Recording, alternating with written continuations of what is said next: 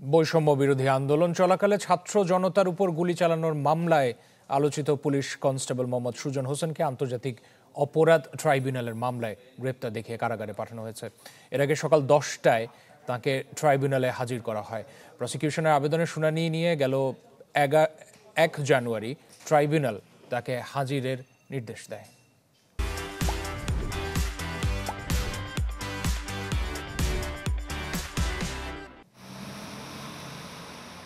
5 August সকাল 8টা ঢাকার আকাশে ক্ষণিকের গুড়ি গুড়ি বৃষ্টি। এক দফা সরকারের পদত্যাগের দাবিতে লং মার্চ কর্মসূচি ছাত্র জনতার ঢাকার অভিমুখে।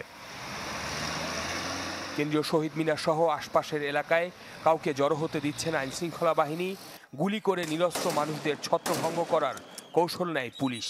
এমনকি ঢাকা মেডিকেলের ভেতর আশ্রয় নেয়া মানুষের ওপর চলে পুলিশের নির্মম হামলা। কতজন মানুষ ওই দিন সকালে গুলিবিদ্ধ হয়েছেন, প্রাণ গেছে টানখারপুর এলাকায় তা বলা কঠিন। তবে মরণঘাতী বুলেট যে একের পর এক ছুঁড়েছে পুলিশ, এপিবিএনের সদস্যরা সে ভিডিও সাক্ষ্য দেয় কিভাবে নির্বিচারে হত্যা করা হয়েছে মানুষদের।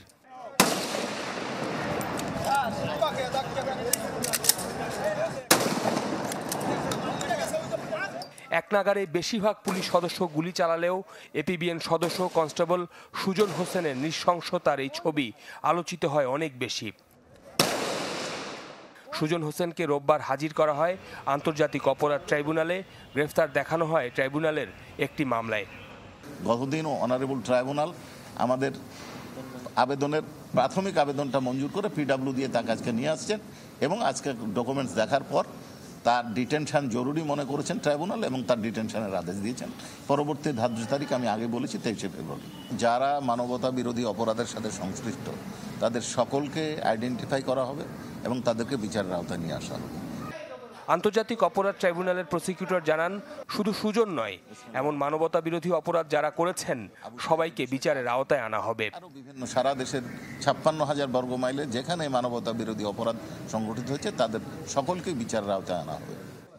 শফিকুল ইসলাম সবুজ, চ্যানেল 24, ঢাকা।